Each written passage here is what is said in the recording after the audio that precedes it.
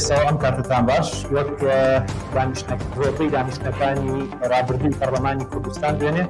لە دانیشتنێکی پەرلەماندا گژی و ئاڵۆزی بە نێوان بەشێک لە پەرلەمانتارانی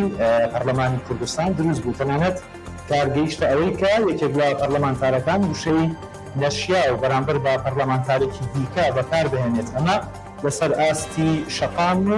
هاوڵاتیان بەگشتی و بە تایبەت لەسەر ئاستی تۆڕە کۆمەڵایەتیەکان لە هەرێمی کوردستان کاردانەوەی تونند و جیاوازی لێکەوتەوە. ئێستا بەشێکی زۆر لە هاوڵاتیان پرسیاری جددیان لەلا دروست بووە لەبارەی ئەرک و ڕۆڵی پەرلەمانتار لە پەرلەمانی کوردستان. بۆ گفتوگوی زیاتر لەم بارەیە میوانداری بەڕێز ئەمەرگوڵفی ئەندامی پەرلەمانی کوردستانم کردووە. سەرت لێ بێکار ئەمە بەخێر بوو بۆ ستودیۆ شارپرێس. ئەمڕۆ فراکسیۆنی پارتی دیموکراتی کوردستان بە فەرمی داوای لێبوردنی لە خەڵکی هەرێمی کوردستان و لە فراکسیۆنە جیاوازەکان کرد. ئێوە بۆچی قبولتان نەکرد؟ بەڵێ بەنای خۆی بەخشندەی میهرەبان سپاس بۆیەوە بەڕێز لە بینەرەکانیشتان. طبعاً ئەوەی لە پەرلەمانی کوردستان ڕووەدا حەزەکەم هەر سەرەتا بە کورتی ئاماژەی پێ بدەم. ڕەنگدانەوەی ئەو واقعەیە لە هەرێمی کوردستانە هەیە، دەسەڵاتێک هەیە شکستی خواردووە، حکوومەتێک هەیە شکستی خواردووە لە وەڵامدانەوەی هاوڵاتیانی کوردستان، پێویستیەکانیان، کێشەکانیان، گرفتەکانیان، بەتایبەت وەڵامدانەوەی گەنجان و کێشەی بێکاری. و ئەم حاڵەتەی لە کوردستانە هەیە هێندێجار بە تووتیژی وەڵام درراوەتەوە کاتێک گەنجێتە سەرجادە، مەسەلەن لە سنووری پارێزگای سلێمانی و دارەی گەرمیان وەڵەبجە تەقەی لێکراوە، گەنجان شەهید کراون، لە دهۆک 80 گەنج دەستگیر کرا تەنها لەسەرەوەی ویستیانە خۆپشاندان کەن، هێندە ممارەسەی مافی مەدەنی سیاسی خۆیان بکەن. و ئەم حاڵەتیان هێناوەتە ناو هۆڵی پەرلەمان، ئەیانوێت لە ناو هۆڵی پەرلەمانیشان نوێنەرەکانی خەڵکی کوردستان لەوێ ناڕەزاییەکان بەیان نەکەن، باس نەکەن، ڕێکاری یاساییان بۆ نەگرنەبەر. و ئەوەی فراکسیۆنی پارتی کردی و بە هاوکاری بەداخەوە دەستەی سەرۆکایەتی پەرلەمان ئەتوانم بڵێم، چونکە کۆبوونەوەکە خۆی گرژەکە لەوەوە هات کە کۆبوونەوەیەکیان ئیدارەدا لە دەرەوەی خواستەکانی خەڵکی کوردستان و ئێمە و لە دەرەوەی پەیڕەوی ناوخۆی پەرلەمان ئێمە داوامان کردبوو 3 وەزیر بێنە ناو هۆڵی پەرلەمان گفتوگۆی کێشەی خەڵک بکەین، هەم لە بواری ئەوەی پەیوەندیدار بە پەروەردە و مامۆسای وانەبێژ و فەرمانبەری گرێبەست، هەم پەیوەندیدار بە سوتەمەنیەوە. بەڵام دەستەی سەرۆکایەتی لەژێر فشاری فراکسیۆنی زۆرینە بەم جۆرە کۆبوونەوەکان بەڕێوە نەبرد، لیژنەکانیان ڕاستپات ڕاپۆرت ئامادە بکەن بەبێ ئامادەبوونی حکوومەت گفتوگۆی کێشەکان بکرێت. لە ئەنجامی قسەکردنی ئەندامانی پەرلەمانی فراکسیۆنەکانی ئۆپۆزیسیۆن و ناڕازی هەرچیەک باسەکرا فراکسیۆنی زۆرینەیە فراکسیۆنی پارتی و تۆڕابوون و هەڵچوون و پەلاماردان و ئەوانە بەداخەوە گەشتەوەی کە ئەو وشەنە شیاوانە بەکاربهێنرێت. دەستەی سەرۆکایەتی پەرلەمان ئەمڕۆ ئەبوو ئیجراعاتی بکردایە، یعنی بەتایبەت سەرۆکی پەرلەمان بە پێی بڕگەی 4 لە مادەی 18 دەسەڵاتەکانی ئەیتوانی ئیجراعات کە بەرامبەر بە پەرلەمانتارێک کە بێڕێزی بە پەرلەمان کردووە، چونکە لە دەسەڵاتەکانیە پارێزەری شکۆی پەرلەمانە، هەر کاتێ بێڕێزی بە شکۆی پەرلەمان کرا ئەبێت ئەو تەدەخولکە و ئیجراء بکە. ئەوەی فراکسیۆنی پارتی کردیان بۆ خۆیان شتێکی باشە، بەڵام لە ڕاستیە ئەمە نابێتە هۆی ئەوەی کە سەرۆکی پەرلەمان ئیجرا لەگەڵ ئەندامی پەرلەمانەکانەکە، چونکەوە تەنها و ئەو داوای لێبوردنەوەی ڕەوی ناوخۆی پەرلەمانی سەرۆکایەتی پەرلەمان دەتوانێت لە بەرامبەر هەڵوێستێکی لەو جۆرە چ کاردانەوەیکی یاسایی هەبێ. دوو پەیڕەوی ناوخۆی پەرلەمان دوو جۆر معالەجەی تایە، دوو جۆر چارەسەری تایە. لەلایەک ئەو ئەندام پەرلەمانەی پشێوی لە ناو هۆڵی پەرلەمانە دروستەکە هەنگاو بە هەنگاو لا مادەی 57 تا دەستەی سەرۆکایەتی ئەتوانێت مامەڵەی لەگەڵا بکە. یەکەم جار ئاگاداریەکاتەوە، دووەم جار قسە با بڵێن بێبەشێکا لە کۆبوونەوەکە ئەگەر هەر سوور بوو لەسەر هەڵس و کەوتەکانی کە کۆبوونەوەی پەرلەمان ئەشێوێنێ و کۆبوونەوەکەی پەرلەمان هەڵەگرێت. ئەم سێ ئیجراء هەیە، بەڵام چارەسەری کێشەکە ناکات. بەڵام هەڵسوکەوتی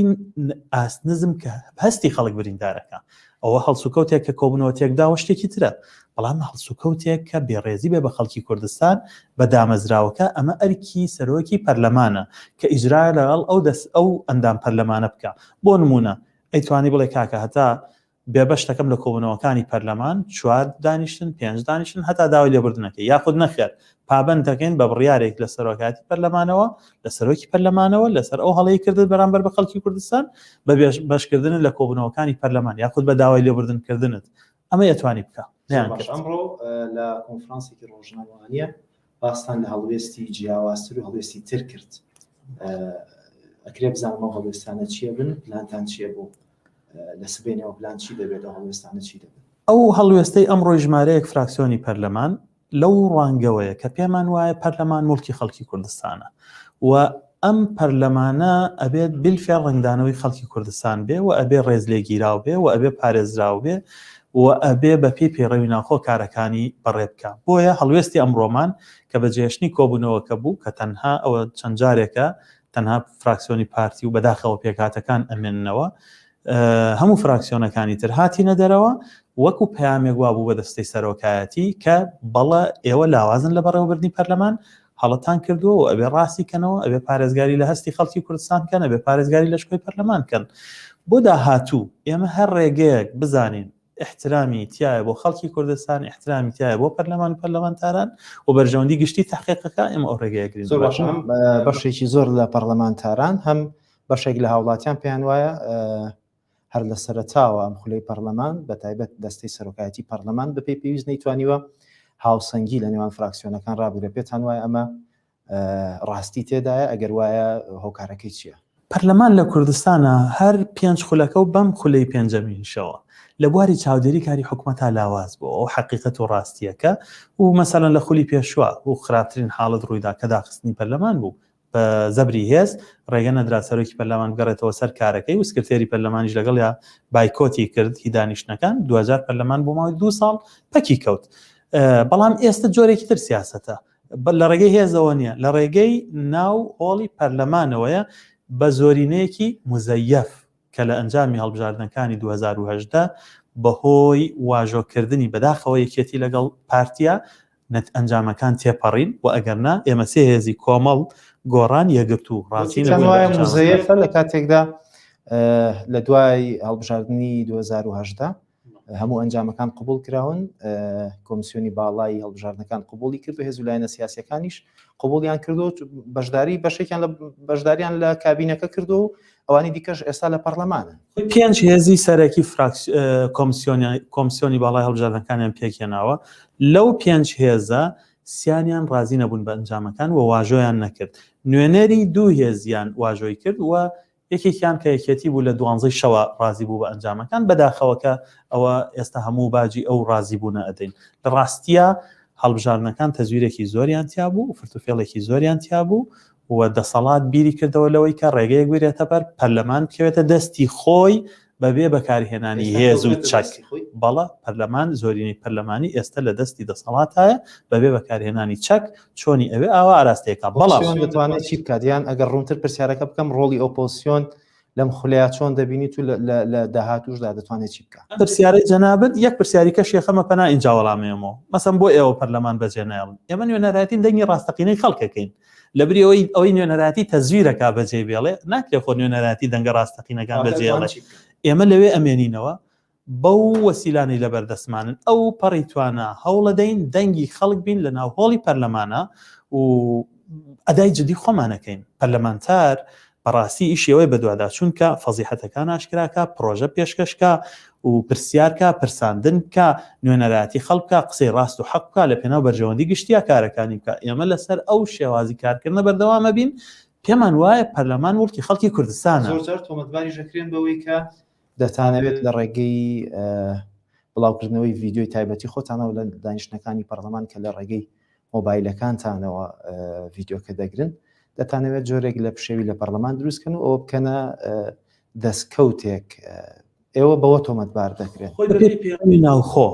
دانیشتەکانی پەرلەمان کراون هەر هەمووشیانە بێ پەخش بکرێن. بەڵام دەستەی سەرۆکاتی پەرلەمان بۆ شاردنەوەی حقیقەتەکان و ئاشنانەبوونی خەڵک پێیان هەوڵیەدا ڤیددیۆکان پەخش نەکە. چەناڵی پەرلەمان لە یوتیوبەوە بۆ کەناڵەکان پەخش نەکا بۆی خەڵک نەزانێت لە ناو هۆڵی پەرلەمانە چی ڕووەدا. ئەو ساڵی پار بوو ئێمەش هەوڵمانەدا لە ڕێگەی ڤیددیۆ دەنگەوە حقیقەتەکانی ناو هۆڵی پەرلەمان بۆ خەڵک بگوازینەوە. بەڵام ئێستا کە ڤیددیۆکان کراون کە تا ڕادەیەک با بڵێن پەخشە ڕاستەوخۆ ناکوژێنرێتەوە ئێمە ئەو کێشەیەمان نییە. بۆچی ئەم مادە قانونیە دانراوە؟ تەمان شتێکی زۆر جوانە لە هێندە پەرلەمانی وڵاتانی ئەوروپیش وەک فەڕەنسا تەنانەت گفتوگۆی لیژنەکانیش ڕاستەوخۆ پەخشەکرێ چونکە خەڵک دەنگی بە من داوە ئەی نابێت چاودێری هەڵسوکەوتیشم کە نابێت چاودێری قسەکانم کە نابێت چاودێریم کا بزانێ ئەو بەڵێنانەی پێم داوە لە کاتی هەڵبژاردنەکانە بالفعل لەناو کاروباری پەرلەمانی شاوا ئەکەمیاننا ئەمە ئەمانجەک هەیە بەڵام پرسیارەکە ئەوەیە لە هاوڵاتیان پرسیاری ئەمە دەکەن بۆچی تەنیا لەو کاتانەیە